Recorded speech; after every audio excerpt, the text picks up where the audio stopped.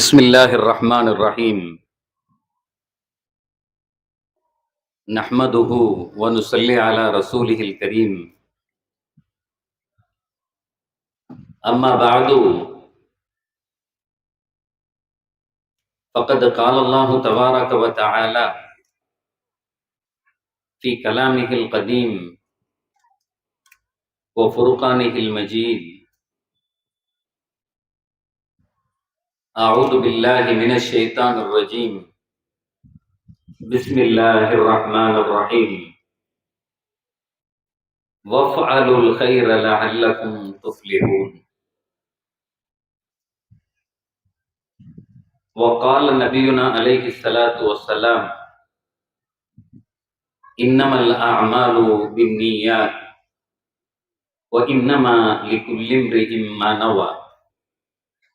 ومن كانت هجرته إلى الله ورسوله فكانت هجرته إلى الله ورسوله، ومن كانت هجرته إلى دنيا يصيبها أو امرأة ينكحها فهجرته إلى ما هاجر إليه.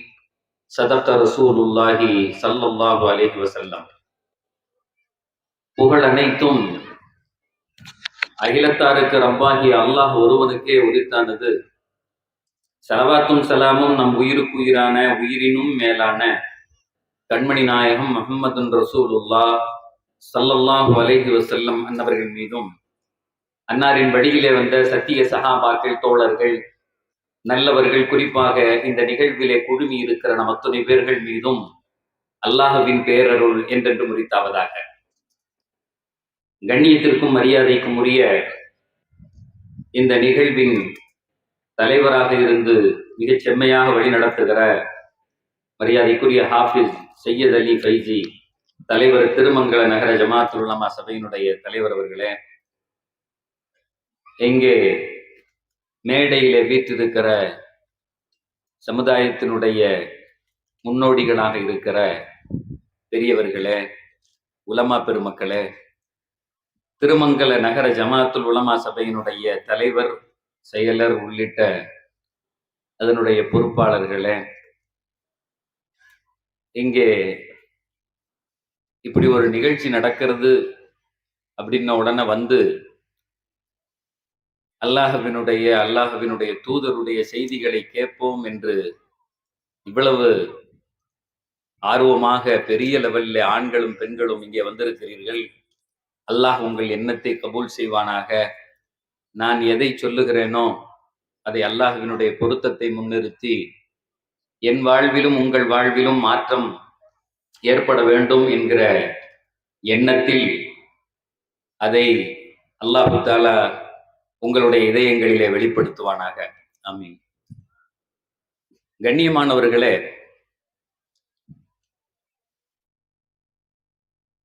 எனக்கு ஒரு தலைப்பு தரப்பட்டிருக்கிறது: இறை நெருக்கம் பெறுவோம், ஈடேற்றம் அடைவோம். காலத்திற்கேற்ற ஒரு தலைப்பை இங்கே தந்திருக்கிறார்கள்.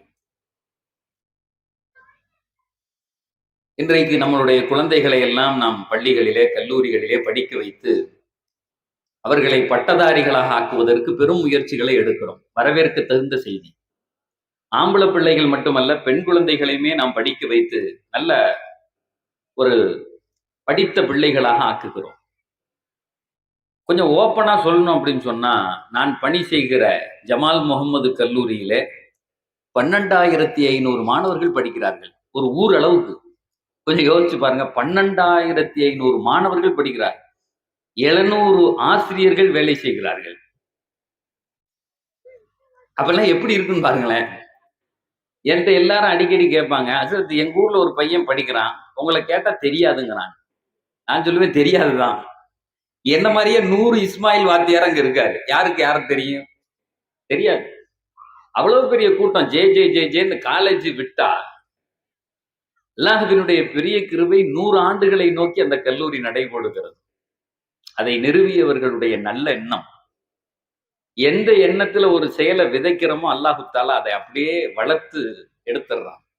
நம்முடைய திறமைகளோ அல்லது நம்முடைய சிந்தனைகளோ நம்முடைய முயற்சிகளோ உழைப்புகளோ அல்ல, இறைவனுடைய வளர்ப்பு. போன வருஷம் ஒரு மதரசாவுக்கு கூப்பிட்டுருந்தாங்க.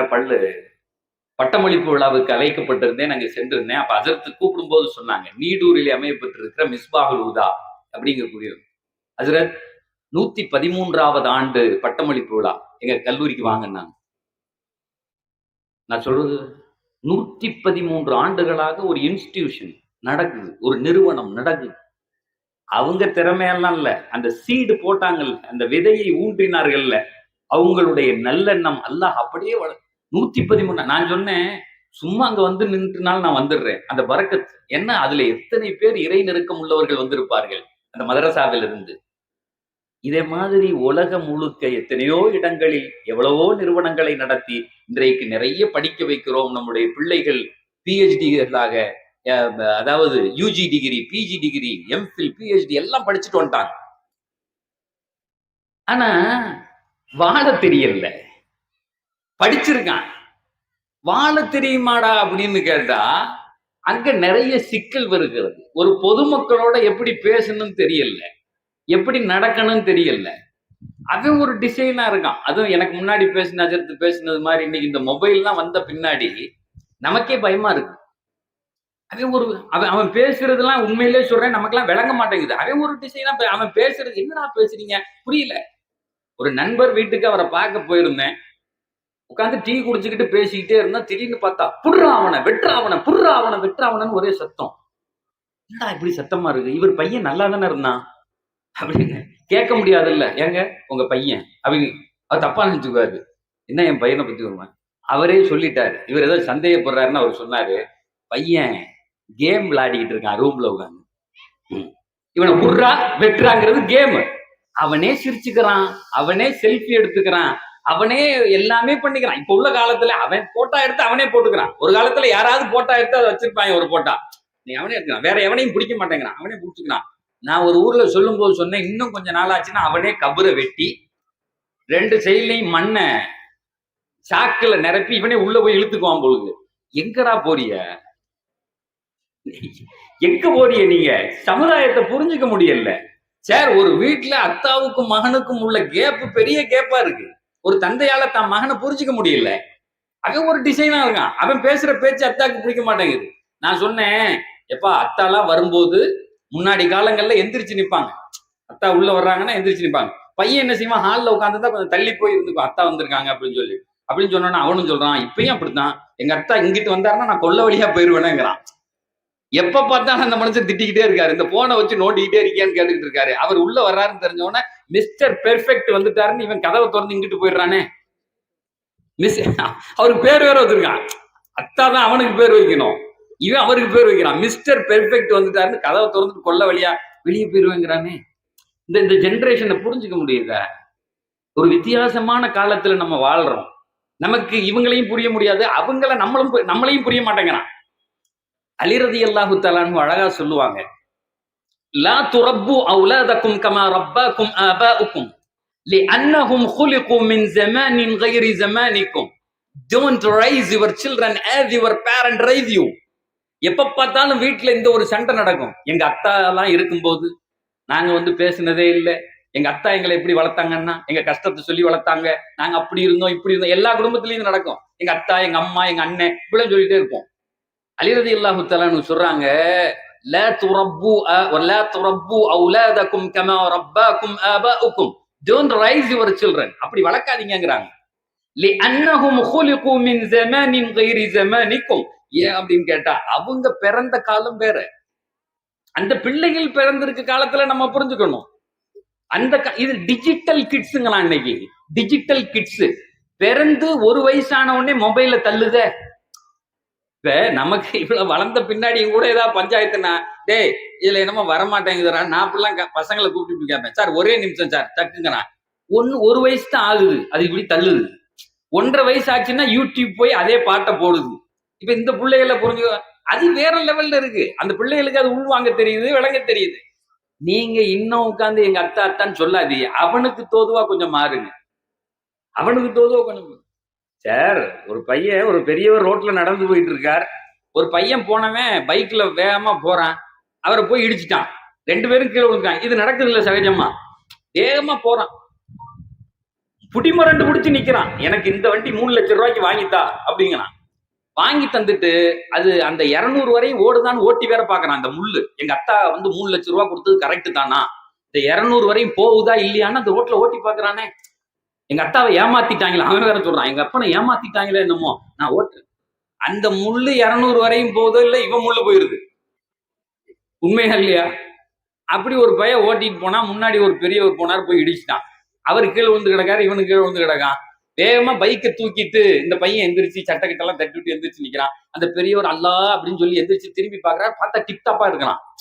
ஒரு ஆபீஸ்ல வேலை செய்யற பையன் மாதிரி அல்லது காலேஜ்ல படிக்கிற மாதிரி இருக்கான். உடனே இவர் கேட்கிறாரு, தம்பி படிச்சவன் மாதிரி இருக்கிய, இப்படி வந்து என் மேல ஏன்டா மோதுனன்னு கேட்கிறாரு. கேட்கறது நியாயம் தானேங்க. ஏன்னா டிப்டாப்பா ட்ரெஸ் பண்ணிருக்கேன், இன்ஷர்ட் பண்ணிருக்கேன், சட்டை பேண்ட் எல்லாம் போட்டு நல்லா பாக்குறதுக்கு பந்தாவா இருக்கிய, என் மேல எடுக்குதா மோதுனன்னு கேட்ட உடனே அந்த பையன் ஒரு பதில் சொல்றான். சார், அது நீங்க எல்லாம் தெரிஞ்சுக்க வேண்டிய பதில். அவன் சொல்றான், எங்க சிலபஸ்ல இதெல்லாம் சொல்லி கொடுக்கலங்கிறான். படிச்சவன் மாதிரிக்கேன்னு அவன் பதில் சொல்றான், எங்க சிலபஸ்ல காலேஜ்ல இதெல்லாம் இல்ல போயா அப்படின்ட்டு வண்டி எடுத்துட்டு போறான். இந்த பிள்ளைகள் இப்படி உருவாகிற இந்த சமூகம் இது எதை நோக்கி போய் கொண்டிருக்கிறது புரியல, தெரிய மாட்டேங்குது. இந்த பிள்ளைகளை வழிப்படுத்த வேண்டிய கடமை பெற்றோர்களுக்கானது, ஆசிரியர்களுக்கானது, இந்த சமூகத்திற்கானது. ஏதோ ஒண்ணு இழந்துகிட்டே இருக்கும். எல்லாம் இருக்கு, காசு இருக்கு, அறிவு இருக்கு, வீடு இருக்கு, கார் இருக்கு, எல்லாம் இருக்கு. ஆனா ஏதோ ஒண்ணு இல்லை. அது என்ன இல்லை?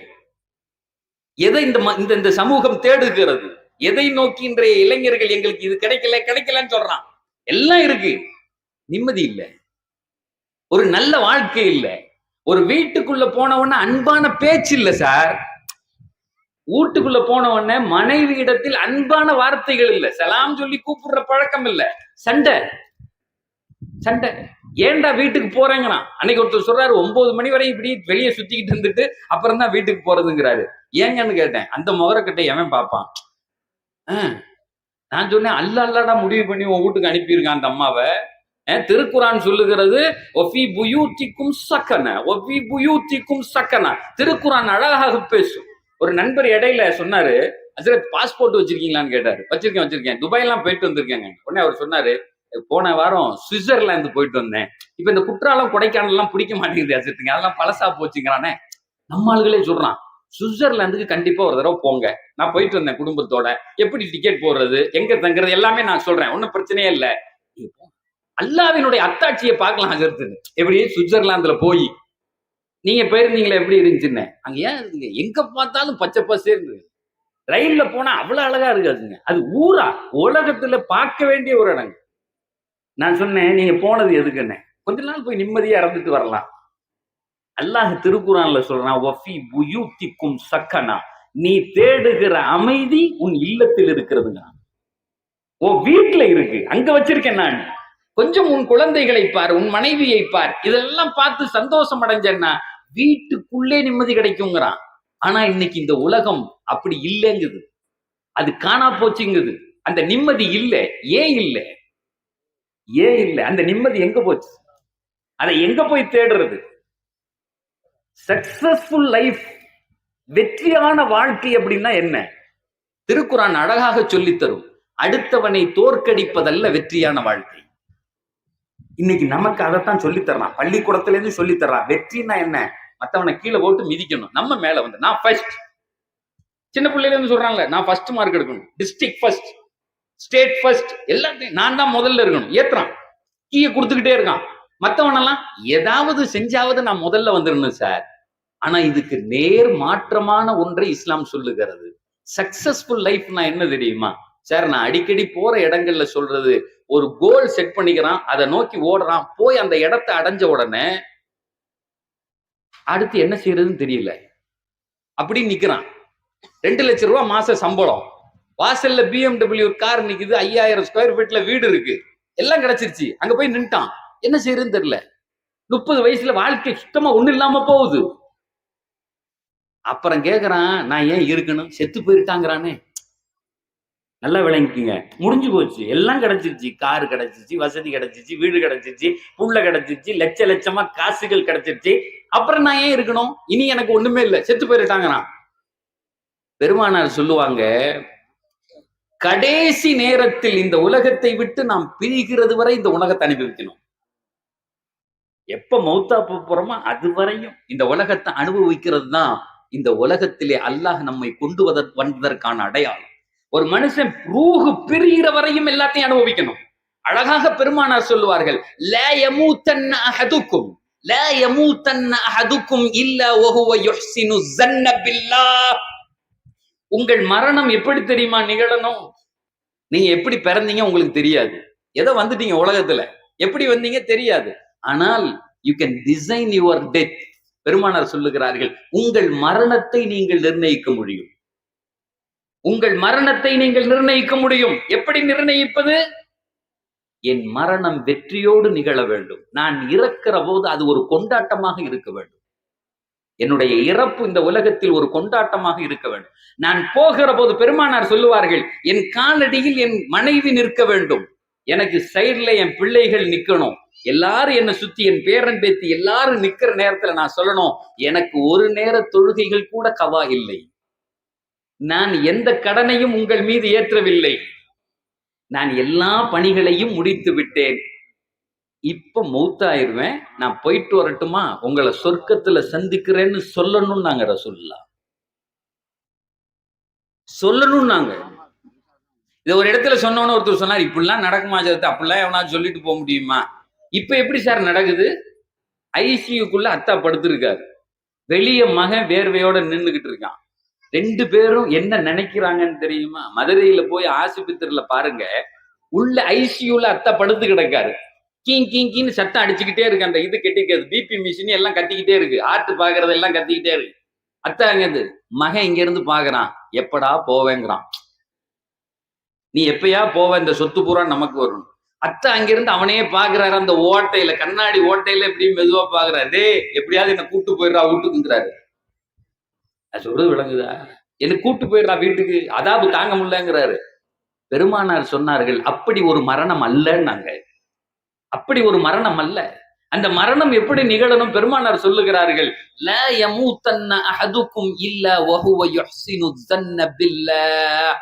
மரணிக்கிற நேரத்தில் இறைவனை முழுமையாக பொருந்தி கொண்டு, அல்லாஹ்வினுடைய பொருத்தத்தை மனதில் வைத்துக் கொண்டு, ரப்பே உன்னை சந்திக்க நான் வர்றேன், இந்த உலகத்தில் என்னை அழகாக வாழ வைத்தாய், அருமையா வாழ வச்ச, எல்லாம் தந்த, நீ தராதது என்ன? எல்லாவற்றையும் தந்தாய், கடைசி நேர உணவு வரை நீ எனக்கு தந்திருக்கிறாய். சகோதரர்களை, இடையில ஒரு ஊர்ல சொன்னேன், ஒவ்வொரு மூமினுக்கும் அவனுடைய மரணம் இறப்பதற்கு முன்னே அறிவிக்கப்படும். நம்ம எப்ப மௌத்தா போறோமோ நமக்கு செய்தி வந்துடும், நான் அசர்ல இருக்க மாட்டேன் தெரிஞ்சிடும். இது ரசூல்லாவே சொல்றாங்க. உடனே நான் பேசி முடிச்சுட்டு இறங்கணும்னு ஒருத்தர் வந்து சொன்னாரு, என்ன புது கதையா இருக்கு, ரசூல்லா இதுவரையும் சொல்லியிருக்காளா அப்படின்னு கேட்டார். இத ஒரு ஆள் சொல்லணும் அப்படின்னா நபி தானே சொல்லணும் சொல்லியிருக்காங்க. நான் சொன்னேன், ஒரு வருஷத்துக்கு முன்னாடியே சொல்லிட்டாரு ரசூல்லா, ஆனா எல்லார்ட்டையும் சொல்லல, யாரோடு அதை தாங்க முடியுமோ அவங்கள்ட்ட மட்டும் சொன்னாங்க. சில சஹாபாக்களை கூப்பிட்டு சொன்னாங்க, நீங்க இந்த ஊருக்கு போயிட்டு வாங்க, நீங்க வரும்போது என்னுடைய கபரை கடந்து போவீங்கன்னாங்க. அப்படின்னா என்ன அர்த்தம்? நான் இருக்க மாட்டேன்னு அர்த்தம். நபி சொல்லிட்டாங்க. அவரு ஓட அழுகுறாரு அந்த சஹாபி. நாயகம் ஸல்லல்லாஹு அலைஹி வஸல்லம் நெஞ்சில தடவி விட்டு போயிட்டு வாங்கத்தா, போயிட்டார். திரும்ப வரும்போது கபர்ல வந்து நின்று அழுகுறாரு. ஆனா சில சஹாபாக்கள்கிட்ட ரசூலுல்லாஹ் சொல்லல. ஏன்? தாங்க மாட்டாங்க, உயிரையே வச்சிருந்தாங்க, ரசூலுல்லாஹ் மேல உயிரையே வச்சிருந்தாங்க. சொல்லப்படுகிறது, இந்த முன்னால மட்டும் நாயகம் ஸல்லல்லாஹு அலைஹி வஸல்லம் தன்னுடைய மரணத்தை இப்படி அறிவிக்காமல் இருந்தார், அன்னைக்கு ஆயிரக்கணக்கான சஹாபாக்கள் பெருமானாருடைய இறப்பென்று இறந்து போயிருப்பார்கள். செத்துமன். ஏன் சார் 1400 வருஷம் கழிச்சு எங்க நபி மேல லேசா ஒரு செய்தி எவனா சொன்னா நமக்கு தாங்க முடியுதா? மனசு அப்படியே துடி துடிச்சு போயிடுறோம்ல, துடி துடிச்சு போறோம்ல, எங்க ரசூலுல்லாஹ் எப்படிடா சொல்லுவ நீ அப்படின்னு கேட்கிறோம்ல. இது என்ன முஹப்பத்? நம் தாயை தாண்டி, நம் தகப்பனை தாண்டி, நம்முடைய ஆசிரியர்களை எல்லாத்தையும் தாண்டி ஒரு முஹப்பத் வச்சிருக்கோம் ரசூலுல்லாஹ் மேல. அல்லாஹ் சொல்றான், வைங்கங்கிறான், வைங்கங்கிறான். அப்படி ஒரு முஹப்பத் இருக்கணுங்கிறான். ஏன் தெரியுமா? நாளை அந்த முஹப்பத்தை கொண்டுதான் நாயகம் ஸல்லல்லாஹு அலைஹி வஸல்லம் உங்களை பார்த்த உடனே கூப்பிடுவாங்க, எத்தா அப்துல் ரஹ்மான் இங்க வார்த்தாம்பாங்க.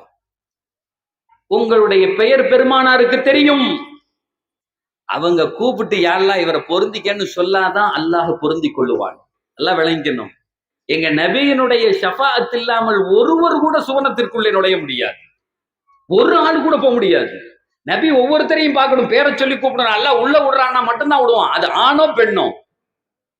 நம்மளா நம்முடைய அமல்களை வச்சு நம்ம இபாதத்தை வச்சு எல்லாம் போயிட முடியாது. பெருமானாருடைய ஷஃபாஅத் அன்றைக்கு தேவை.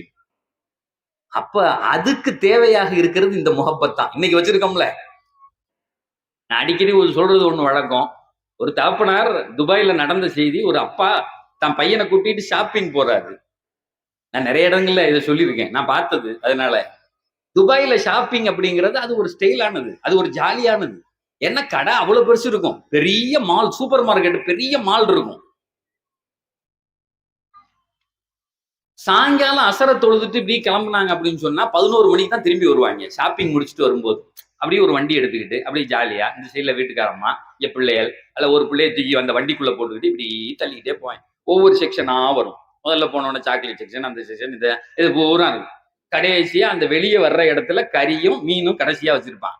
கறியும் மீனும் கடைசியா இருக்கும். இப்படி வண்டியை தள்ளிட்டு போய் எல்லாத்தையும் வாங்கிக்கிட்டு 11 மணிக்கு வீட்டுக்கு வருவாங்க. அது ஒரு டாஸ்கா பண்ணுவாங்க. அப்படி ஒரு ஃபேமிலியோட அப்படி போறது அப்படிங்கிறதே சும்மா ஜாலியா இருக்கும்.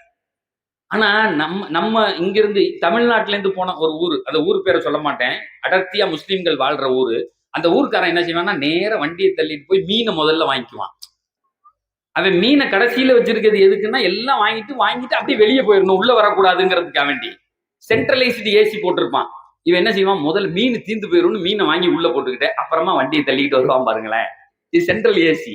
இங்கிருந்து அந்த மீன் நாத்தத்தை இழுத்து அங்கிட்டு கொடுக்கும். அந்த அந்த அந்த அந்த சூப்பர் மார்க்கெட்டே மணக்கும் மீன். நாங்கெல்லாம் உள்ள போனோடனே கண்டுபிடிச்சிருவோம், நம்மால் எவனோ வந்துட்டான், அந்த ஊருக்காரன் வந்துட்டான் ஆளு. ஏன்னா முதல்ல மீனை வாங்கிட்டு காலியா போயிருமே, மீன் திங்கலன்னா நம்மள எங்க போய் சேர்க்கறது. சரி அப்படி வாப்பா தள்ளிக்கிட்டு போறாரு. ஒரு பையன் சாக்லேட் கேட்கறான், அந்த சாக்லேட் எடுத்து பாக்குறாரு. பார்த்துட்டு அப்புறம் திரும்பி வாங்கி பார்த்துட்டு சொல்றாரு, தம்பி இதுல ஏதோ ஒரு கொழுப்பு கலந்துருக்க மாதிரி இருக்கு, என்ன வேற மாதிரி இருக்கு, இது வேண்டாம், நம்ம சாப்பிடக்கூடாதுப்பா அப்படின்னு அப்பா சொல்றாரு. வச்சுட்டாரு. அந்த பிளம் இவ்வளவு பெருசு, ஒரு 5வது 6வது படிக்கிறது அது. இப்போ சரின்ட்டு பேசாம போகுது. இதை பார்த்துக்கிட்டே ஒருத்தர் நிக்கிறான்.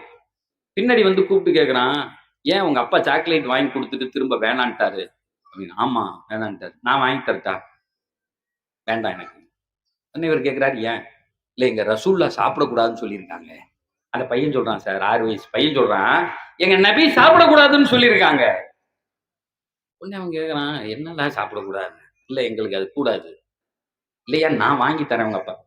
இனி எங்க அப்பா வாங்கி தந்தாலும் கூட நான் சாப்பிட மாட்டேங்கிறான். அந்த பையன் சொல்றான், அது கூடாதுன்னு சொல்லிட்டார்ல, இனி எங்க அப்பனே சேர்ந்து இதை வாங்கி கொடுத்து இதை தின்றனால திங்க மாட்டேன். அப்போ உங்க நபி யாருன்னு கேட்கறான். உடனே அந்த பையன் சொல்றான், அவங்க இறந்து போயிட்டாங்க, அவங்க ரொம்ப பழைய ஆள் இறந்து போயிட்டாங்க. எவ்வளவு வருஷம்? 1000 வருஷம் ஆச்சுங்கண்ணா. இந்த ஆளுக்கு ஒண்ணுமே புரியல, இந்த பையன் நல்ல பையன் தானா, திடீர்னு 1000 வருஷங்கிறான், நபி செத்து போயிட்டாருங்கிறான், திங்க கூடாதுங்கிறான். உடனே அப்பாட்ட கேட்கிறாரு, என்னையா பஞ்சாயத்து? அப்ப அவர் சொல்றாரு, இல்ல அதுல ஒரு கொழுப்பு கலந்துருக்கு, நாங்க சாப்பிடக்கூடாது. யாரு சொன்னா? எங்க நபி சொன்னாங்க. இப்ப இவன் பையன் யாரு கொடுத்தாலும் வாங்கி தர மாட்டான், சாப்பிட மாட்டானா? சாப்பிட மாட்டான். ஏன் வித்தியாசமா இருக்கீங்க, இது என்ன இது அப்படின்னு கேட்கறான். அப்பதான் அவர் கூப்பிட்டு அவனுக்கு குர்ஆன் ஹதீஸ் எல்லாம் எடுத்து கொடுக்குறாரு. இதுதான் எங்க நபி. சரி, இந்த முகப்பத் இருக்கு பாருங்க, தந்தையை தாண்டி, அம்மாவை தாண்டி. அந்த தந்தை திரும்ப சொன்னா கூட ஒரு முஸ்லிம் கேட்கவே மாட்டான். இந்த வச்சிருக்கான் பாருங்க முகப்பத், எல்லாத்தையும் ஈடு கொடுக்க முடியாத எங்க நபி சொன்னாங்க, இன்றைக்கு நான் அதை செய்யறேங்கிறான் பாருங்க. அங்கதான் ஒரு மூமின் நிக்கிறான் என்கிற அந்த ஆள் கடைசியில இஸ்லாத்துக்கே வந்துட்டான். வித்தியாசம் என்ன, எப்படி இருக்கீங்க? அவர் மேல இவ்வளவு பெரிய லவ்வா, இவ்வளவு பெரிய காதலா? ஒவ்வொரு மனிதனும் பெருமானார் சொல்லுவார்கள், நீங்கள் லா யுமினு அஹதுக்கும் ஹத்தா அகூன அஹப்ப இலைஹி மின் வலதிஹி வ வாலிதிஹி வன்னாஸி அஜ்மஈன். உங்களிலே ஒருவருடைய ஈமான் எப்போது தெரியுமா பரிபூரணமாக ஆகும்? உங்கள் தந்தையை விட, தாயை விட, இந்த உலக மக்களை விட நான் உங்கள் உள்ளத்தில் குடிகொண்டிருக்க வேண்டும். நான் குடிகொண்டிருக்கணும். அல்லாஹ் திருக்குர்ஆன்ல சொல்றான், நபியு அவுலா பில் முஃமினீன மின். உங்க உயிரை விட உங்க நபி உங்களுக்கு நெருக்கங்கிறான். அல்லாஹ் உங்க உயிரை விட. அல்லாஹ் இது என் வார்த்தை இல்ல, it's not my word, it's the word of Allah. Allah சொல்றான், உங்க உயிரை விட உங்க நபி உங்களுக்கு. அதனாலதான் சார் இந்த பிரியம் நமக்கு தரப்பட்டிருக்கு, இந்த ரசூலுடைய பிரியம், அந்த வழிகாட்டுதல். சரி, உலகத்துல வெற்றி அடையணும்னா என்னதான் பாதுகாப்ப? ஒருத்தன் கூட போட்டியும் போடக்கூடாது. அப்ப வெற்றி அடையும்னா என்ன? இவங்க இந்த இன்னைக்கு தலைப்பு கொடுத்திருக்காங்க, இறை நெருக்கம் பெறுவோம், ஈடேற்றம் அடைவோம். எந்த இறை நெருக்கத்தை பெற்று எப்படி ஈடேற்றம் அடைகிறது? சகோதரர்களே, நமக்கு அல்லாஹும் அல்லாஹுவினுடைய தூதரும் அழகான வழியை காட்டி தந்திருக்கிறார்கள். காட்டினது மட்டுமல்ல, நாம் மரணம் வரை எப்படி சந்தோஷமாக வாழ்வதுன்னு நமக்கு வழி சொல்லி தந்திருக்காங்க. நான் மேல படித்த ஆயத்துல இறைவன் திருக்குறான்ல சொல்றான், வஃஅலுல் கைர லஅல்லகும் துஃப்லிஹூன். ஒரு முஸ்லிம் எங்க இருந்தாலும் நற்செயல்களை செய்து கொண்டே இருப்பார். வஃஅலுல் கைர், நல்ல காரியங்கள், தானம் தர்மம் செய்வாரு, நல்ல வார்த்தைகளை சொல்லுவாரு. யாராவது வந்தா நல்ல வார்த்தைகளை சொல்லுவாரு. ஒரு மூமினுடைய குணம். ஒரு காலம் வரையும் அப்படி இருந்தாங்க. அல்லாஹ் கண்ணியமாக வச்சிருந்தான். ஒரு பஸ்ல போனா, பாய் நிக்கிறாரா அப்படின்னு ஒருத்தர் எந்திரிச்சு, நீங்க உட்காந்துங்க பாய் அப்படின்னு சொல்லுவான். அந்த தோற்றமும் அந்த சொல்லும் அந்த செயலும் அப்படி காட்டி தரும். நல்லதைத்தான் சொல்லுவார். ஒரு மூமின் வேற எந்த பேச்சையும் பேச மாட்டார். பெருமானார் சொல்லுவார்கள், அழகாக சொல்லுவார்கள், மன் கான யுமினு பில்லாஹி வல் யௌமில் ஆகிர் ஃபல்யகுல் கைரா. இந்த ஹதீஸை படிக்கும் போதெல்லாம் நான் சந்தோஷப்படுவேன். பெருமானார் சொன்னாங்க, எவன் அல்லாஹுவையும் அல்லாஹுவினுடைய தூதரையும் நம்பி இருக்கிறானோ, கியாமத்தை நம்பி இருக்கிறானோ, அவன் நல்லதையே பேசட்டும். யாராவது வந்து ஏதாவது சொல்றாங்க, சிறப்பா செய்யுங்க. ஒரு பையன் வந்து எக்ஸாம் எழுத போறேன் ஐஏஎஸ்க்குன்னு சொல்றான், நல்லா எழுது தம்பி, நீ தான் ஃபர்ஸ்ட் வருவ. ஒருத்தர் வந்து கடை வைக்க போறேன்னு சொல்றாரு, இந்த மாதிரி கடை வைக்க போறேன், சூப்பரா செய்யுங்க, அல்லாஹ் உங்களுக்கு பறக்க செய்வான். இப்படி சொன்னா எப்படி இருக்கும்? கடை வைக்க போறேன்னு ஒருத்தர் வந்து சொல்றாரு, சொன்னோன்னே நீ சரி விளங்கும்டா அப்படின்னா அவன் என்ன செய்வாம, கிறுக்கு பை, இவன்கிட்ட போய் சொன்னேன் பாரு. ஒருத்தன் படிக்கிறதுக்கு வந்து சொல்றான், 10வது பரீட்சை எழுத போறேன் துவா செய்யுங்க. ஆமா, படிச்சவன் எல்லாம் கழிச்சான், நீ என்னத்த நீ படிச்சு போற அப்படின்னா அந்த பையனே சொல்லுவான், தூசாயா நீ அவன் கேட்பான். இல்லைன்னா மனசுலனாலும் நினைச்சுக்குவான், கேட்க முடியாட்டியும் கூட மனசுல நினைச்சுக்குவான். இந்த ஆள்கிட்ட வந்து சொன்னேன் பாரு, ஒரு பையன் பக்கத்துல வரமாட்டான். சும்மனாலும் சொல்லணும், சும்மனால் நல்லா நல்லா செஞ்சு தருவான். பெருமானார் சொல்லுகிறார்கள், உங்கள் வார்த்தைகள் பதிவு செய்யப்படும், வார்த்தைகள் பதிவு செய்யப்படும். நல்ல வார்த்தையை பேசிக்கிட்டே இருங்க. பாங்க சொல்ல போறாங்களோ, அது மாங்கா. நீங்கள் அல்லாஹுவையும் கியாமத்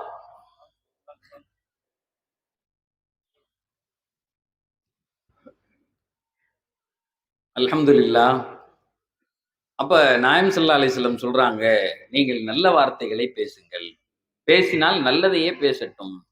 அப்படி அவர் பேசினார்னா அவரு அல்லாஹுவையும் கியாமத்தையும் நம்புறாருன்னு அர்த்தம்னாங்க. ஒரு ஒரு 10-12 வருஷத்துக்கு முன்னாடி இந்த ஹதீஸ துபாயில ஒரு பள்ளியில பேசுறேன்.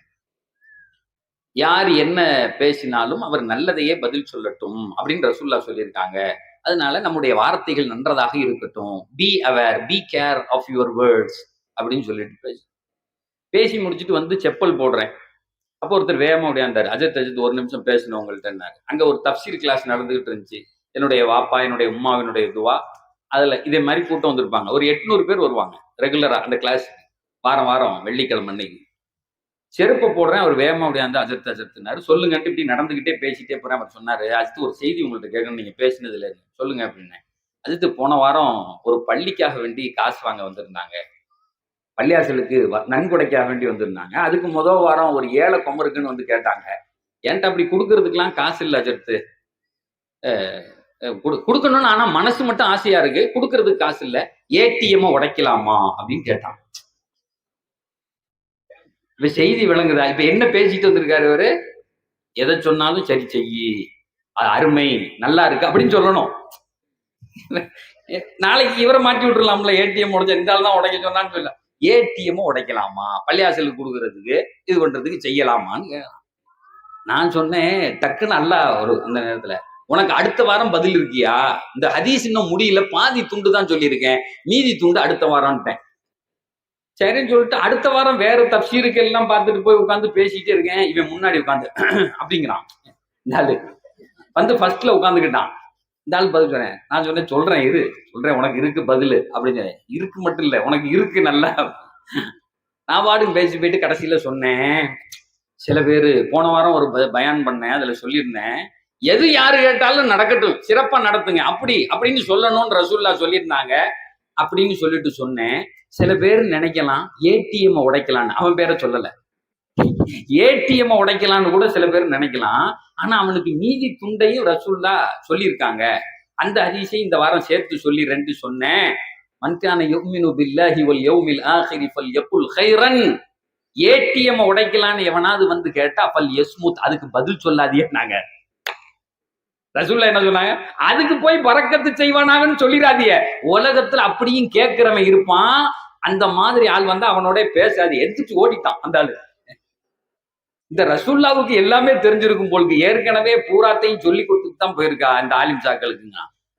நல்லதை பேசட்டும், நல்ல செயல்களை செய்யுங்கள், அதனுடைய ரிட்டர்ன்ஸ் உங்களுக்கு உண்டு, நீங்கள் வெற்றியாளர்களாக இந்த உலகத்தில் மரணிப்பீர்கள் என்று அல்லாஹ் சொன்னான். சரி, நல்ல செயல்னா எது சார்? இப்ப அது கேள்வி இருக்குல்ல. நல்லதை செஞ்சா ஈடேற்ற எது நல்ல செயல்?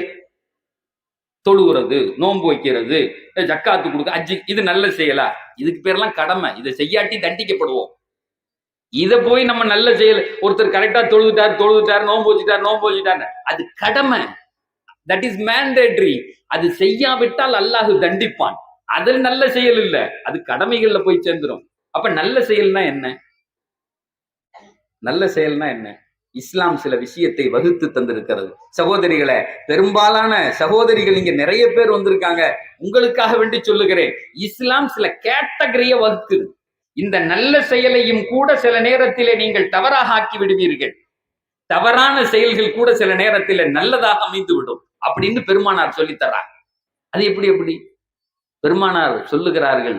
புகாரி அப்படிங்கக்கூடிய புத்தகம் நம்ம எல்லாரும் கேள்விப்பட்டிருப்போம். புகாரி ஷரீஃப் அப்படின்னு சொல்லிட்டு, இந்த இஸ்லாத்தினுடைய ஷரியத்தினுடைய மொத்த தஹீராவும் அதுல இருக்கு. அதுல ஹதீஸ் அவர் கொண்டு வர்றார். அந்த இமாம், அந்த புகாரியினுடைய இமாம், அல்லாஹ் அவர் மீது ரஹ்மத் செய்வானாக, அவருடைய கபரை அல்லாஹ் ஒளிமிகுந்த கபராக ஆக்குவானாக, ஹதீஸா ஒரு ஹதீஸை எழுதுறார். அவர் அந்த ஹதீஸை எழுதுறத பத்தி ஒரு நீண்ட வரலாறு. புகாரி ரஹ்மத்துல்லாஹி அலைஹி அவங்களை பத்தி பேசணும். புது ஆடை அணிவர், முதல்ல குளிப்பார், புத்தாடை அணிவார், நல்ல அத்தர் பூசுவார், 2 ரகாயத்து தொழுதுட்டு அல்லாஹ் இந்த ஹதீஸை நான் பதிவு செய்ய போறேன், எனக்கு வழிகாட்டுன்னு கேட்பார். இப்படி ஒவ்வொரு ஹதீஸுக்கும் செஞ்சுதான் அந்த புகாரிய முழுசா தொகுத்து இருக்கார். இன்னைக்கு குரானுக்கு பின்னாடி ஒரு ஒரு புத்தகம் அங்கீகரிக்கப்பட்டு உலகத்தில அது எல்லாராலும் ஏற்றுக்கொள்ளப்பட்டதுன்னா அது புகாரி ஷரீஃப் மட்டும்தான். அவ்வளவு பெரிய மக்பூல், அல்லாஹ்வினால் ஏற்றுக்கொள்ளப்பட்ட புத்தகம். அந்த புத்தகத்தினுடைய முதல் ஹதீஸ்ல அந்த இமாம் ஒரு ஹதீஸை கொண்டு வர்றார். அது என்ன தெரியுமா? நான் ஓதும் போது ஆரம்பத்துல ஹம்து ஸலாத்துக்கு பின்னாடி அந்த ஹதீஸை படிச்சேன். இன்னமல் அஅமாலு பின்னியாத், உங்களுடைய செயல்கள் எல்லாம் உங்கள் எண்ணத்தை கொண்டுதான். செயல்கள் செயல்களாக அல்ல, எண்ணத்தை கொண்டுதான் அங்கீகரிக்கப்படுகிறது. நீங்க என்ன நினைக்கிறீங்களோ அதுதான் அந்த செயலுடைய விளைவாக இருக்கும்னு எழுதுறாங்க. இது நீண்ட ஹதீஸ், இது ஒரு நீண்ட செய்தி. ஆனால் நம்முடைய குழந்தைகளுக்கு சொல்லிக் கொடுக்கப்படாத ஒரு செய்தி. நம்ம தொழுவோன்னு சொல்றோம், நோன்போய் சொல்றோம், நல்ல செயல் செய்யுங்கிறோம். அதை செய்யும் போது என்ன எண்ணத்தோடு செய்யணும் சொல்லித்தரது இல்லை. யார் சார் சொல்லித்தரா? சஹாபாக்கள் சொல்லுவாங்க, தஅல்லம்னல் குர்ஆன வல் அமல மஅ. நாங்கள் பெருமானாரிடத்திலிருந்து ஒரு ஆயத்தை படிப்போம், அதை எப்படி அமல் செய்யறதுங்கிறத படிப்போம், என்ன நீயத்துல அமல் செய்யறதுங்கிறதையும் படிப்போம். இது இப்படி செய்யும் போது யார சொல்ல, எங்களுக்கு என்ன மனோநிலை வேண்டும், நாங்க என்ன நீயத்து வைக்கணும். இப்ப மகரிப் தொழுதோம், எல்லாரும் தொழுகிற நேரத்துல என்ன நீயத்து வச்சுட்டு தொழுதோம்? யாரெல்லாம் இந்த பரலான மகரிபுடைய இந்த தொழுகை, இந்த இமாமி பின்பு ஜமாத்தோடு தொழுகிறீங்க அப்படின்னு நீயத்து வைக்கிறோம்ல. சாப்பிடும் போது என்ன நீயத்து வச்சோம்? வேற வேற நேரங்கள்ல வீட்டுக்கு சம்பாதிக்கும் போது என்ன நீயத்து வச்சோம்? அதுக்கு நீயத்துகள் உண்டா? திருமணம் முடிக்கும் போது என்ன நீயத்து வச்சோம்? அன்னைக்கு ஒரு மஜ்லிஸ்ல போய் கேட்டேன், திருமணத்துக்குன்னு ஏதாவது ஒரு நீயத்து உண்டா இஸ்லாத்துல? கல்யாணம் முடியும் எப்படி நடக்குது கல்யாணம்? நீ ஞாயிற்றுக்கிழமெல்லாம் வர்ற தெருமுழுக்க கல்யாணம் வச்சிருக்கான், எல்லா கல்யாணமும் நடக்குது. என்ன நீயத்து? கல்யாணத்துக்கு என்னையா நீயத்து? கூடி கூடி சாப்பிடுறமே அந்த மணமகனுக்கும் அந்த மணமகளுக்கும் என்ன சொல்லி தரணும்? நீயத்து இந்த சமூகத்தில் மிக முக்கியமானது. ஒரு பரவான தொழுகையை இன்னொருவருக்கு காட்டுகிறேன் என்று தொழுதால் அந்த தொழுகை பாழா போயிருந்தாங்க ரசூல்லா. தொழுகை பரவானதுதான், தொழுகை அற்புதமானதுதான்.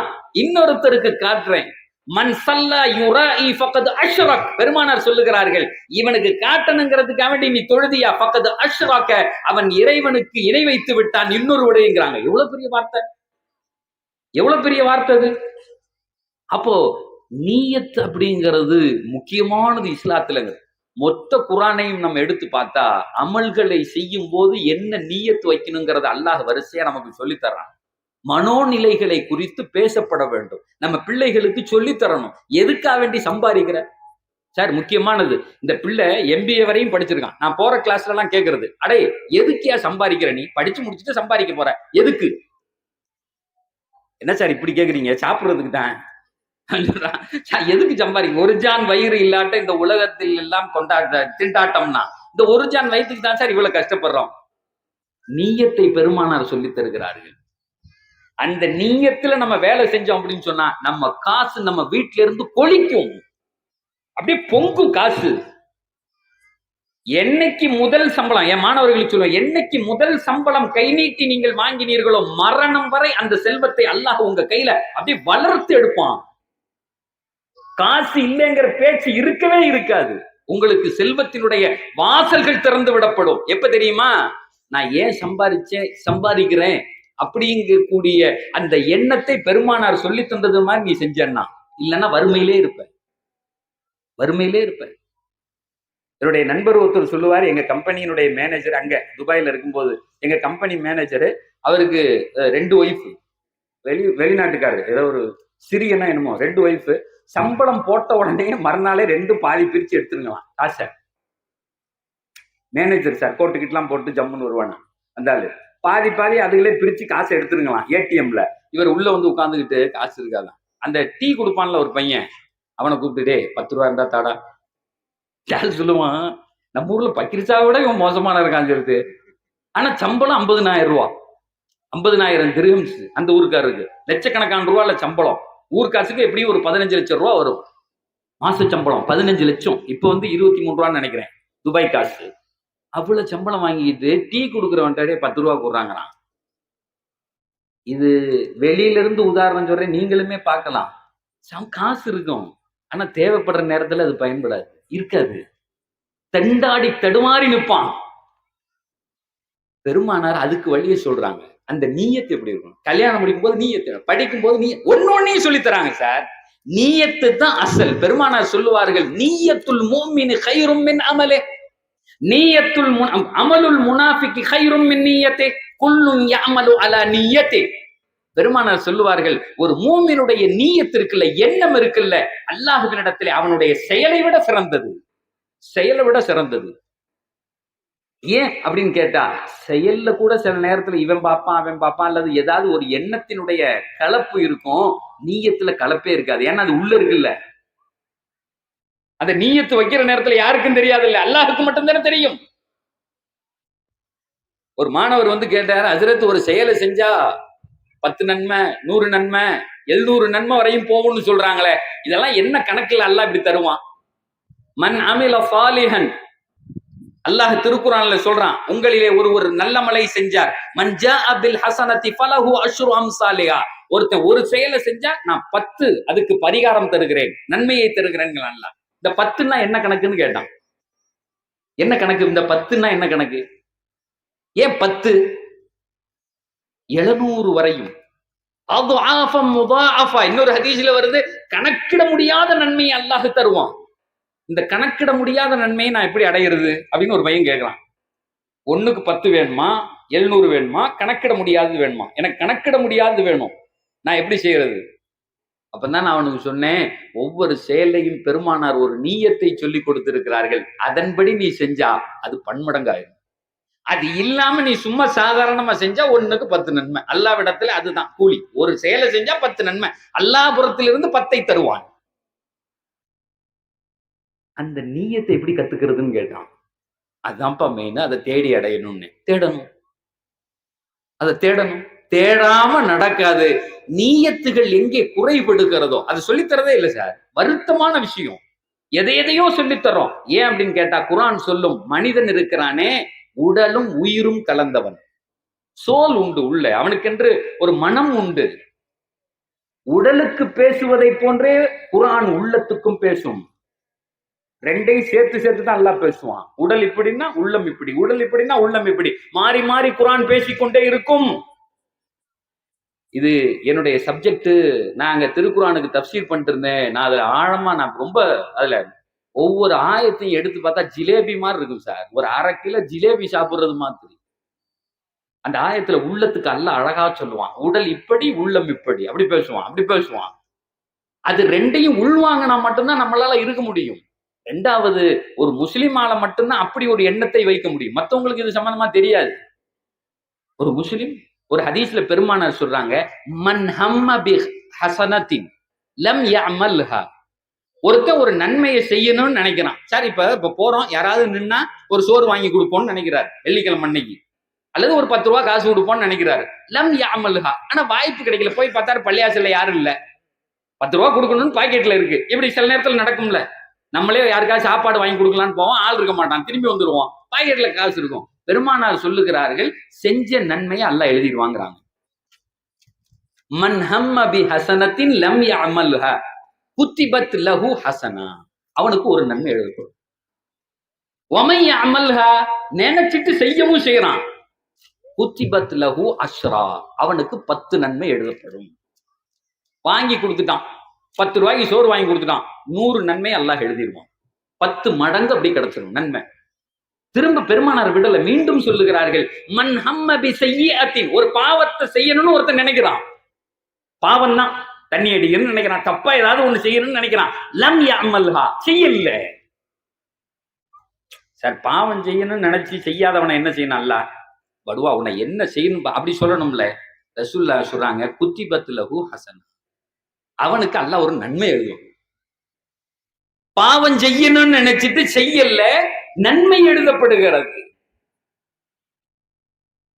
மன் அமில பிஹா, எவன் அந்த பாவத்தை செஞ்சானோ, குத்திபத் லஹு வாஹிதா, ஒரு பாவம் தான் எழுதப்படும். ஒரு பாவம் தான் எழுதப்படும். ஒரு பாவம் செஞ்சா 10 பாவம் எழுதப்படாது. வயம்ஹுஹா, திரும்ப பெருமானார் சொல்றாங்க, சில நேரத்துல அல்லாஹ் இறக்கப்பட்டு அழிச்சிடலாம். சரி, போய் என்னுடைய அடியான் அழியா அழிச்சிடலாம் சொல்லிட்டு பெருமா சொல்றாங்க, அல்லாஹ்வினுடைய இந்த செயல்கள்ல ஒரு மனிதன் தானே அழியணும்னு நினைச்சாலும் அழிய முடியாதுங்கிறாங்க. லா யுஹ்லிகுஹா இல்லா ஹாலிக், எவ்வளவு மோசமான, அதாவது ஹதீஸ்ல அதுக்கு விளக்கம் எழுதுகிற பெருமக்கள் சொல்லுகிற போது சொல்றாங்க, எத்தனையோ மனிதர்கள், வைலுன் லிமன் கலபத் ஆஹாதுஹு அஷ்ராத்தே, ஒரு மனுஷனுக்கு 10 நன்மை இருக்கு, ஒரே ஒரு பாவம் செய்யறான், இப்படி 10 பாவம் நன்மைகள் சேர்ந்துகிட்டு இருக்கு, ஒவ்வொரு நன்மையை இந்த 10 வென்றாது, 10களை ஒன்னால் வெல்ல முடியாது. ஒரு மனுஷனுடைய பாவம் எப்படி இருந்தாலும் கம்மியா தான் சார் இருக்கும், அப்படித்தானே? நன்மைகளாக அல்லாஹு தஆலா நிரப்பி வச்சிருக்க, அவனே தர்றான். அது 70 மடங்காக அதிகரிப்பதற்கு காரணம் நல்ல எண்ணம் மட்டுமே, வேற எதுவுமே கிடையாது. அதுதான் கூட்டி விடும். ஆனா ஒரு மனுஷன் தன்னுடைய எண்ணத்தால் நல்ல செயல்களை கூட கெடுத்து விடுவான். அப்துல்லாஹ் இப்னு முபாரக் அப்படின்னு சொல்லக்கூடிய ஒரு பெரியவங்க சொல்றாங்க, ருப்ப சகீரின் கப்பரத்துஹு நிய்யா ருப்ப கபீரின் ஸகரத்துஹு நிய்யா, எத்தனையோ பெரிய பெரிய அமல்கள் அவன் எண்ணத்தால் சுருங்கி போகிறது, சின்னதாயிருது. எத்தனையோ சின்ன செயல்கள் அவன் எண்ணத்தால் விரிந்து போகிறது. அப்ப அங்க மனம்தான் அதுக்கு மெயினா இருந்து வேலையை பாக்கு. சகோதரர்களே, ஒரே ஒரு செய்தியை சொல்றேன், எப்படி சம்பாதிக்கணும்னு பெருமானார் சொல்லி தராங்க. நீங்க எல்லாம் பெரியவங்களா இருக்கீங்க, அடுத்து சம்பாதிக்கிறதுக்கு தகுதியா அடுத்த பிள்ளைகள் வாலிபர்கள் இருக்காங்க. ஒரு மனுஷன் சம்பாதிக்கும் போது என்ன நியத்துல சம்பாதிக்கணும்? ஹலாலா சம்பாதிக்கணும், அப்படித்தானே? என் சாப்பாடு ஹலாலா இருக்கணும், அது எல்லாரும் சொல்றதுதான். அது இல்ல, அதை தாண்டி ஒண்ணு இருக்கு. பெருமானார் அதை சொல்லி தர்றாங்க, மன் தலபத் துனியா ஹலால இஸ்திஃபாஃபன் அன் மஸ்அல வஸஅயன் அலா அஹ்லிஹி வதஅத்துஃபன் அலா ஜாரிஹி. பெருமானார் சொல்லுகிறார்கள், உங்கள் சம்பாத்தியம் எப்போது ஹலாலான சம்பாத்தியம் எப்போது பெருகும் அப்படின்னு சொல்றாங்க. எப்ப பெருகும்? அந்த சம்பாத்தியத்தினுடைய நியத் என்ன? பெருமானார் சொல்லுகிறார்கள், மன் தலபத் துனியா ஹலால, எவன் ஒருத்தன் தன்னுடைய ஹலாலான முறையில சம்பாதிக்கிறானோ அந்த நேரத்துல இந்த 3 நியத்து இருக்கணும்னா, 3 நியத்து இருக்கணும்னு பெருமானார் சொல்றாங்க. ஒன்னாவது இஸ்திஃபாஃபன் அன் மஸ்அலா, நான் யாரிடத்திலும் கையேந்த கூடாது. முதல் எண்ணம், நான் சம்பாதிப்பதனுடைய முதல் நியத், முதல் நோக்கம், யாரிடத்திலும் கையேந்த கூடாது. மரண பந்தம், என் ரிஸ்கை என் ரப்பு தரணும். யாரிடத்திலையும், சொந்த பிள்ளைகிட்ட கூட கையேந்த கூடாது, கேட்க கூடாது, எனக்கு அதத்தான் இதத்தான் இல்ல, என் மரணம் வரை என் ரப்பு என்னை பாதுகாத்துக் கொள்ளுவான். ஒமா மின் தாப்பத்தின் ஃபில் அர்தி இல்ல அலல்லாஹி ரிஸ்குஹா, அல்லாஹ் தான் ரிஸ்க தரணும். வேற யாரும் இந்த உலகத்தில் அதை நிரப்பமாக்க முடியாதுன்னு குர்ஆன் சொல்லுகிறது. முதல் செய்தி, அல்லாஹ் யாரிடத்திலும் கேட்க கூடாதுங்கிற நோக்கத்துல சம்பாதிக்கணும். ரெண்டாவது பெருமானார் சொல்றாங்க, இஸ்திஃபாஃபன் அன் மஸ்அல வஸாயன் அலா அஹ்லி. நான் சம்பாதிக்கிறது என் மனைவிக்கு, என் மக்களுக்கு. பெருமானார் சொன்னாங்க, திருக்குர்ஆன் சொல்லும், நீங்கள் சம்பாதிப்பதில் மிக அழகானது யாருக்கு தெரியுமா? முதல்ல உங்க தாய் தந்தைக்கு, உங்கள் மனைவிக்கு, உங்கள் குழந்தைகளுக்கு. உங்கள் மனைவியின் வாயில் நீங்கள் ஊட்டுகிற கவலம் இருக்கிறதே, அதுவும் சதக்கான்னாங்க ரசூலுல்லாஹ். அழகிய பொருளால் அவர்களுக்கு ஊட்டுவது. ஸஅயன் அலா அஹ்லி வதஅத்துஃபன் அலா ஜாரிஹ். மூணாவதாக சொன்னாங்க, பக்கத்து வீட்டுல இருக்கவங்களும் சிரமப்பட்டாங்கன்னா அவங்களுக்கும் கொடுக்கணும்னு நினைக்கணும். இவரு ஹலாலா சம்பாதிக்கிறாரு, இந்த 3 எண்ணத்தையும் வச்சிருக்காரு, 3 நியத். தாய்மார்களை உங்களுக்கு சொல்லுகிறேன், உங்கள் குழந்தைகளை வளர்த்தெடுக்கிற போது, வேலைக்கு அனுப்புகிற போது நீங்க சொல்லித் தரணும் இந்த செய்தியை உங்க பிள்ளைகளுக்கு. இந்த எண்ணம் தான் உன்கிட்ட இருக்கணும். மன் தலபத் துனியா ஹலாலா, ஹலாலான முறையில் ரிஸ்கை தேடிவிட்டு இந்த 3 எண்ணத்தையும் வைத்தால் பெருமானார் சொல்லுகிறார்கள், லக்கியல்லாஹ யௌமல் கியாம வஜ்ஹுஹு மிஸ்லல் கமரி லைலத்தல் பத்ரி. 15வது பக்கம் நிலவை போன்ற அவன் முகம் இருக்கிற நிலையில் அல்லாஹ் அவனை சந்திப்பான் கியாமத்திலே. அவருடைய சம்பாத்தியம் கடைசி வரை, கியாமத்து வரை அவனை வளர்த்து விடுவதாக இருக்கும். அதே திரும்ப சொல்றாங்க ரசூலுல்லாஹ், மன் தலபத் துனியா ஹலாலா, எவன் ஒருத்தன் ஹலாலான முறையில் ரிஸ்கை தேடுகிறானோ, முகாசிரன் முஃபாஹிரன் முராயியன், நிறைய ஆக்கணும் என் காசு அப்படின்னு நினைக்கிறான். முகாசிரன், என் காசு ரொம்ப வரணும், ஹலாலா தேடுறாரு. முஃபாஹிரன், பெருமையோடு, எனக்கு வந்த காசுகள் எவ்வளவு பெரிய பங்களா கட்டிருக்கேன், கார் வாங்கிட்டு வெளியே பென்ஸ் கார் நிக்குது, அந்த எண்ணத்தை வெளிப்படுத்தணும் அப்படின்னு நினைக்கிறாரு. முகாசிரன் முஃபாஹிரன் முராயியன், காட்டுவதற்காக வேண்டி சம்பாதித்தால் லக்கியல்லாஹ யௌமல் கியாமா வஹுவ அலைஹி கத்பான். பெருமானார் சொல்லுகிறார்கள், இறைவனை கோபமான நிலையில் அவர் சந்திப்பார். சகோதரர்களே, முதலாவது செய்தி இருக்கிறதே, நீயத்து சரி செய்யப்பட வேண்டும். நம்முடைய குழந்தைகளுக்கு இதை சொல்லிக் கொடுக்கணும். என்ன நீயத்துல ஒன்னையும் செய்யணும். அந்த செய்வதோடு சேர்த்து பெருமானார் இன்னொரு செய்தியும் சொல்லித் தர்றாங்க, அதை வார்த்தைகளாகவும் சொல்லிக் கொடுங்கள். அந்த இப்ப சாப்பிடுற நேரத்துல பிஸ்மில்லா சொல்லி கொடுக்குறோம்ல, பிஸ்மில்லான்னு சாப்பிடுங்கத்தா அப்படின்னா என்ன நடக்கும்? ஒருத்தன் பிஸ்மில்லான்னு சொல்லி சாப்பிடுறான், என்ன நடக்கும்? பெருமானார் சொல்றாங்க, அந்த சாப்பாட்டில் உள்ள விஷத்தன்மை எடுக்கப்படும், நல்ல தன்மை அதிலே கொடுக்கப்படும். செரிமானத்தினுடைய செய்தி அவன் உடம்புக்கு அந்த உணவு ஏத்துக்கும். பிஸ்மில்லாஹ் இருக்கிறதே அது ஒரு கீ, இந்த உலகத்தை துறக்கிற அது சாவி, அது சும்மா இல்லை. ஒவ்வொரு செயலை செய்யும் போதும் அந்த துவாவை பெருமானார் சொல்லி தராங்க. நீயத்துக்கு தோது துவா, இதை செய்யுங்க, இதை செய்யுங்க, இதை செய்யுங்க. துவாக்கள் என்ன செய்யும்? பெருமானார் சொல்லுகிறார்கள், லா துஜிசு ஃபித் துவா லிஅன்னஹு லன் யஹலிக அஹதும் மஅத் துவா. ஹதீஸ்ல வருகிறது, நீங்கள் துவா கேட்பதில் செல்லிப்படைந்து விட வேண்டாம். ஏன் தெரியுமா?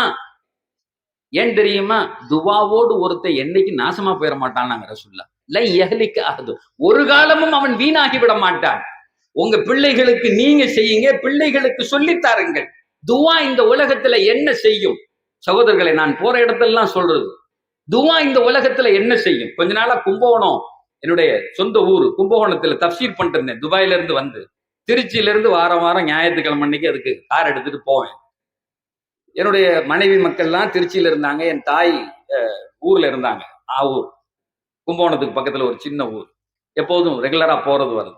ஒரு நாள் அப்படி போயிட்டு இருக்கேன், தாராசுரம்னு, இது திருக்கற்காவூர்னு ஒரு ஊர், அந்த ஒரே ரோடு, அது கிராமத்து ரோடு, அந்த வழியா தான் போகணும் திருச்சியில இருந்து மெயின்ல போகும்போது, சாலியமங்கலம். அது திடீர்னு போயிட்டே இருக்கேன், எதிர்த்தாப்புல ஒரு கார் நிக்குது, ஏதோ ஒரு யோசனையில அப்படி பிரேக் அடிச்சேன். அந்த கார் நின்றுகிட்டு இருந்த காரு பின்னாடி போய் பிரேக் அடிச்சேன். அவன் விருத்துன்னு எடுத்துட்டு போயிட்டான், அந்த கார்காரன் வண்டி எடுத்துட்டு போயிட்டான். அப்புறம் தான் பாக்குறேன், பார்த்தா ஒரே கூட்டமா இருக்கு. எனக்கு என்னன்னு புரியல. அது ஜேன்னு இங்கேயும் அங்கேயும் ஆள் நிக்கிறான். கிராமத்து ஊர், ஒத்த ரோடு, திரும்பி எல்லாம் வர முடியாது, போனா அப்படி போகணும். ஆள் நிக்கிறான்னு அப்புறம் கண்ணாடியை பாக்குறேன், பின்னாடி வந்த வண்டி ரொம்ப தூரத்துக்கு முன்னாடியே நிப்பாட்டிட்டாங்க. நான் தெரியாம வேகமா வந்துட்டேன், சரட்டுன்னு அந்த வண்டிக்கு பின்னாடி வந்து நிற்பேன். நேரம் ஆக ஆக பெரும் கூட்டம் அந்த ரோட்ல சேர்ந்துட்டான். அது என்ன, நீ காரை சுத்தி என் கார் மட்டும் நடுவில் நிக்குது, முன்னாடி அங்க தள்ளி நிக்குது, இங்க பெரிய கூட்டம் நிக்குது, ஒரே கரோல் கேன்னு கத்திக்கிட்டு இருக்கான். கிராமம் பூரா எல்லாருமே ஷராபு தண்ணியில நிக்கிறான். பெரிய பெரிய பட்டருவா கத்தி இவ்வளவு பெருசு வீசிட்டு நிற்கிறான். ஒருத்தன் வந்து என் கார்ல அடிக்கிறான் டம்முன்னு. யாரா நீ எதுக்கு வந்தாங்கண்ணா? சுய நினைவுல இல்லை யாருங்க. உடனே ஏசி ஓடிக்கிட்டு இருக்கு, வேக்குது உள்ள. வேற என்ன செய்யும்? கண்ணாடியை லேசா இறக்கிக்கிட்டு பக்கத்துல ஒருத்தன் வந்து அவன்கிட்ட கேட்டேன், என்னென்ன நடக்குதுங்கன்னு.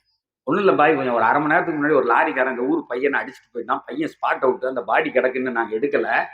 ஒண்ணு கலெக்டர் வரணும், இல்ல டிஎஸ்பி வரணும் அப்படிங்கிறதுக்காண்டி போராட்டம் நடக்குதுங்க. நான் சொல்றது ஒரு இக்கட்டான சூழல். அடிக்கிறான் அப்படி. ஒண்ணு இல்ல, ஒரு கல்லை தூக்கி கண்ணாடியில எரிஞ்சா முடிஞ்சு போச்சு, அவ்வளவுதான். இல்ல என்னமும் நடக்கலாம், அந்த இடம் என்னமும் நடக்கக்கூடிய ஒரு சூழல். முன்னாடி வண்டியில பின்னாடி வண்டியில அங்க நின்னாலும் கூட எல்லாரும் கூட சேர்ந்து நின்றுக்கலாம். அடுத்து தப்சீருக்கு போகணும், மகரிப் எல்லாம் எதிர்பார்த்துட்டு உட்கார்ந்துருப்பாங்களே. இப்படி யோசிச்சுட்டே உட்காந்துருக்கேன், என்ன செய்யறது. இப்ப எங்க உமாவுக்கு போன் போட்டா அழுவாங்க, அப்படித்தானே? இப்ப என் அம்மாட்ட போன் போட்டு நான் டவுட்ல மாட்டிக்கிட்டேன், என்ன சுத்தி எல்லாரும் பட்டருவா கத்தியோடு நிக்கிறானா, அல்லா அல்லா என் பிள்ளைய காப்பா அப்படின்னு சொல்லுவோம். என் வீட்டுக்காரிட்ட சொன்னா அவளும் அழுவா. இப்ப என்ன செய்யறது? சகோதரர்களே, ஒரு 20 வருஷத்துக்கு முன்னாடி என்னுடைய உஸ்தாதனுடைய முன்னாடி உட்கார்ந்து நான் படிச்ச ஒரு ஹதீஸ் ஞாபகம் வருது. அந்த நேரத்துல படிச்ச ஒரு ஹதீஸ் ஞாபகத்துக்கு வருது. திடீர்னு மனசுல அல்லாஹ் போடுறான். உடனே அந்த வார்த்தையை சொல்ல ஆரம்பிச்சிட்டேன். அங்க உட்காந்துட்டு அந்த ஹதீஸ்ல அந்த எங்க உஸ்தாத் எனக்கு சொல்லி இருந்த செய்தியை சொல்லிக்கிட்டே இருக்கேன். பார்த்தா கூட்டம் நிறைய ஜேன்னு கூடிட்டான். காரை சுத்தி நிக்கிறான் கூட்டம். பேசாம உட்காந்துருக்கேன். ஒருத்தன் அருவா வச்சிருக்கான், கத்தி வச்சிருக்கான், சில பேர் அடிக்கிறான், சில பேர் கண்ணாடி பிடிச்சி ஆட்டுறான், எல்லாம் நடக்குது. அந்த வார்த்தையை சொல்லிக்கிட்டே இருக்கும் போதே திடீர்னு 2 பேர் வந்து கதவை தட்டினா ஒருத்தன். உடனே கண்ணாடி இறங்கினேன். இறக்குன உடனே அவன் கேட்டான், பாய் உனக்கு அறிவு இருக்கான்னா? இல்லைங்க அப்படின்னு. இல்லைங்க நான் இங்க வந்தேன்னு. இல்லைங்கிறத ஒத்துக்கிட்டல, சரிதான்ட்டான். இல்லைங்கிறத ஒத்துக்கிட்ட, இங்க போய் இப்படி வந்து நிக்கிறிய பாய். பாய் நிலைமை ஒரு மாதிரி இருக்கு. இப்ப என்னமும் நடக்கலாம் இங்க. நாங்க ஒண்ணு செய்யறோம், அந்த குடும்பத்தார அப்படியே தள்ளிட்டு போறேன் நானு. அவன் சொல்றான், சார் அந்த குடும்பத்தார அப்படியே தள்ளிட்டு போறேன். நாங்க 2 பேரும் உன்னை வேகமா கூட்டிட்டு போய் வெளியே விட்டுறோம், நீ போயிடுறியான்னு கேட்டான். நான் அப்படியே அவனை பார்த்தேன். சரிங்க அண்ணன். உடனே அவன் 2 பேர் அப்படியே அந்த குடும்பத்தார தள்ளிக்கிட்டே போறான். இந்த 2 பேர் என் முன்ன, நவரியா இதே மாதிரி ஒரு பெரிய கூட்டம், நவரியா நவரியா. கார் போயிட்டே இருக்கு. அந்த குடும்பத்தார் திரும்பி பார்த்துட்டான். அந்த காரை நிப்பாட்டுங்கிறான். கலெக்டர் வர வரையும் நிப்பாட்டு. அதான் நடுவுல மாட்டின காரு, மற்றவன் கூட திரும்பி போயிடுவான். ஏன் நடுவுல நிப்பாட்டணும்? அவன் சட்டம் பண்ணவே இல்லை. அதுல ஏதோ மன்னர் வந்து குதிரையில உட்கார்ந்து போவார்ல, அதே மாதிரி நான் போயிட்டு இருக்கேன். நவரியா. கடைசியில வந்து அந்த கூட்டம் முடிஞ்ச உடனே அவன் சொன்னான் என்கிட்ட, பத்திரமா பார்த்து போங்க பாய், இல்ல இப்படி வந்து மாட்டிக்கிட்ட நீ அப்படின்னா. கொஞ்சம் தூரம் தள்ளி வந்து பார்த்தா ஒரு 1.5 கிலோமீட்டருக்கு வண்டி நிக்குது ஏத்து சைட்ல. ரோடு, சின்ன ரோடு. 1.5 கிலோமீட்டர் தாண்டி வந்து வண்டியை நிப்பாட்டிட்டு ஒரு செகண்ட் அழுவேன். இன்னைக்கு என்னமோ என்னை இழுத்து போட்டு வெட்டினா கூட, சார் நீ ஏன் சார் வந்தேம்மா, காரை உடைச்சிருந்தா கூட நான் திரும்ப ரிட்டன் போக முடியாது எங்கேயும். என்னமோ நடக்கலாம், ஒரு இக்கட்டான சூழல். அங்க வந்து நின்று 2 சொட்டு கண்ணீர் விட்டுட்டு சொன்னேன், யார சொல்லா, எங்களை நிற்கதியான இந்த இடத்துல எங்களை எப்படி காப்பாத்துனீங்களோ, இன்ஷா அல்லாஹ் நாளை மறுமையில உங்க கையை பிடிச்சுதான் நாங்க சொர்க்கத்துக்கு போவோம். இங்கே எங்களுக்கு காட்டி தெரியுங்க. நீங்க சொன்ன 1400 ஆண்டுகளுக்கு முன்னால் சொன்ன ஒரு வார்த்தை என்ன அப்படியே தூக்கிட்டு வரலாம். எதிரிகளினுடைய முதுகில் சுமந்து கொண்டு உங்களை கொண்டு வந்து விடுவாங்கனால நிதர்ஜனமா நாங்க பார்த்துட்டோம் யார சூழல்ல அப்படின்ட்டு. அல்ஹம்துலில்லாஹ். அல்லாஹ் 4 செலவாத்தை சொல்லிட்டு திரும்ப நான் தப்சீருக்கு போயிட்டேன். இதை வந்து நான் எங்க வீட்டுல அம்மாட்ட கூட ரொம்ப நாள் சொல்லலை. அப்புறம் திரும்ப விடமாட்டாங்க தனியா அப்படிங்கிறதுக்காக வேண்டி யார்ட்டையும் சொல்லாம இருந்தேன். இப்ப ஒரு துண்டு வாசகம் 1400 ஆண்டுகளுக்கு முன்னால் எம்பெருமானார் சொல்லியிருந்ததை சொன்ன உடனே இது எப்ப சார் தெரியும்? நேரடியாக அனுபவிக்கணும். இனி என் வாழ்க்கையில எக்காலத்திலும் என்னையும் மாறி அந்த வார்த்தை வரும் அல்லவா? 1000 தடவை அதை பயன்படுத்தி இருக்கேன். 1000 தடவை இந்த எவ்வளவோ பெரிய நிகழ்வுகளில் இருந்து அல்லாஹ் தஆலா என்னை எதிரிகளின் முதுகில் தூக்கி சென்றிருக்கிறார். சகோதரர்களே, இதுக்குதான் துவான்னாங்க நபி. இந்த வார்த்தையை சொன்ன அல்லாஹ் உன்னை அப்படியே இந்த உலகத்தில் இயற்கையை கூட மாற்றி அல்லாஹ் நமக்குரிய சாதனங்களை செய்து தருவான். அப்ப எனக்கு கொடுத்த நேரம் முடிச்சுக்கிட்டாரு. அஜர்த்து வேற வந்துட்டா. நானும் உங்களோட சேர்ந்து அஜர்த்து பேச்ச கேட்கணும். நம்ம சின்ன பிள்ளை, இவங்கெல்லாம் எங்க அத்தாவோட கூட்டாளி. இப்ப நான் அஜர்த்து பேசும்போது அதுக்கு ஏதாவது ஒரு பதில் வேற சொல்லுவா. அதனால நானும் உங்களோட சேர்ந்து அஜர்த்து பேச்ச கேட்கறதுக்கு, அஜர்த்து வந்த பின்னாடி அப்படி பேசுவது முறையல்ல. நமக்கு உஸ்தாத் அவங்க. இதுவரையும் அந்த சொன்ன செய்திகளை மனசுல வாங்கிக்கிட்டு நீங்கள்லாம் பின்னால இருந்து ஒரு செய்தி வருது. இது ஒரு ஊர்ல சொல்லிட்டு மேடை விட்டு இறங்கிட்டேன். பொம்புளையில இருந்து ஒரு அம்மா எந்திரிச்சு வந்து, அவர்கிட்ட கேட்டுட்டு விடுங்க அந்த துவாவை. அவர் பாட்டுக்கு திரும்ப என்னைக்கு அவரை கூப்பிட போறீங்கிறானே. இவரை என்னைக்கு கூப்பிட விடு, அந்தால இன்னையோட புடிச்சுக்க அப்படிங்கிறான். நீங்க எல்லாம் விரும்புனா சொல்லலாம், இல்லைன்னா அப்புறம் இன்னொரு தடவை கூப்பிடுறேன் இருக்காரு உங்க தெரிஞ்சா யாசின் அஜருக்கு டிக்கெட் போட்டு வச்சுட்டு போறதான்னு கேட்கிறாரு அவரு. இப்பவே டோக்கனு புரியல சொல்றது, சொல்லிடலாமா? நாயம் ஸல்லல்லாஹு அலைஹி வஸல்லம் மதீனாவில இருந்து மக்கால இருந்து மதீனா போயிட்டு இருந்தாங்க. ஹிஜ்ரத்தினுடைய நேரத்துல எத்தனையோ பேரு பிடிக்கிறதுக்காக வேண்டி அங்கங்க போனா யாருமே வரல. கடைசியில ஒரு ஆள் மட்டும் வந்துட்டார். அவர் யாருன்னு தெரியுமா? யார் பேரு? சுராக்கா வந்துட்டார். பக்கத்துல வந்துட்டார். அப்ப அபூபக்கர் நாயம் சொல்றாங்க, யார சொல்ல சுராக்கா வந்துட்டார், நம்மளை பிடிச்சிடுவார். அப்ப இந்த துவாவை ரசூலுல்லாஹ் ஓதுறாங்க. அவர் பூமி உள்ள வாங்குச்சு, இழுத்துச்சு உள்ள. அவர் கொய்யோ வரேன்னு கத்துறான். யார சொல்லா எங்களை விட சொல்லுங்க, என்ன விட சொல்லுங்க, பிடிக்க மாட்டேன் உங்களை, நான் போயிடுறேன். ரொம்ப சின்ன துவா சார், ரொம்ப பெருசுலாம் இல்ல. சொல்ற நான் இதை சொல்றது உங்களுக்கு ஏன் அந்த புரிதல், நான் அனுபவிச்சதை சொல்றேன். இன்னைக்கு எனக்கு அப்படியே ஏன்னா வாழ்வா சாவா நிலையில நின்று சொன்னது அது ரொம்ப பெரிய துவா இல்ல. உங்க குழந்தைகளுக்கு நீங்க சொல்லிக் கொடுங்க. பெண்களே, உங்களுக்கான ஆயுதம் அது. அலி ரலியல்லாஹு தஆலா அன்ஹு அவங்க சொல்லுவாங்க, அத்துஆஉ சிலாஹுல் முஃமின், சிலாஹுல் முஃமின், மூமினுடைய ஒரு கவசம் அது அப்படிமா. பெருமானார் சொன்னாங்க, அந்த துவாவை சொல்லிடுறேன், அல்லாஹும் மக்ஃபினீஹிம் பிமா ஷிஅத. அவ்வளவுதான் துவா. அல்லாஹும் மக்ஃபினீஹிம் பிமா ஷிஅத. யா அல்லாஹ், இவர்களுடைய விஷயத்தில் எப்படி நீ எனக்கு பாதுகாப்பாக ஆக வேண்டுமோ நீயே போதுமானவன். அந்த வார்த்தை மட்டும்தான். அதனால இதை உங்க அஜர்த்து வாட்ஸ்அப்புக்கு அனுப்பிடுறேன். அதை வேண்டாம், அந்த ஹதீஸோட இன்ஷா அல்லாஹ் அவங்க வாட்ஸ்அப் தளத்திலையும் அதை போட சொல்றேன். சகோதரர்களே, இந்த உலகத்தில் நாம் வாழுகிற வரை வெற்றியோடும் சுகமாகவும் வாழ்வதற்கான வழியை நம்முடைய ஷரியத்தும் அல்லாஹ்வினுடைய தூதரும் நமக்கு காட்டி தந்திருக்கிறார்கள். அந்த வழியில் வாழ்ந்தால், நம் எண்ணங்கள் மாறினால், நம் துவாக்கள் மாறினால், இந்த உலகத்திலே சுகமாக வாழலாம். கபரும் சுகமாகும், மறுமையும் சுகமாகும். அந்த அத்துணையும் அல்லாஹு தஆலா நமக்கும் இந்த ஊருடைய மக்களுக்கும், இங்கே இங்கே வராமல் இருக்கிற மற்ற ஊர்கள், இந்த உலகத்தில் உள்ள அனைத்து முஸ்லிமான ஆண் பெண்களுக்கும் அல்லாஹ் தந்தருள் புரிவானாக. என்னை இங்கே அழைத்து பேச வைத்த நகர ஜமாத்துல் உலமாவினுடைய அவர்களுக்கும், இங்கே இருக்கிற ஊர் தலைவர்கள், பள்ளியினுடைய ஜமாத்தினுடைய பொறுப்புதாரிகள் அத்தனை பேருக்கும் நன்றியை சொல்லி முடிக்கிறேன். வ ஆகிரு தஅவானா அல்ஹம்துலில்லாஹி ரப்பில் ஆலமீன். அஸ்ஸலாமு அலைக்கும் வரஹ்மத்துல்லாஹி வபரகாத்துஹு.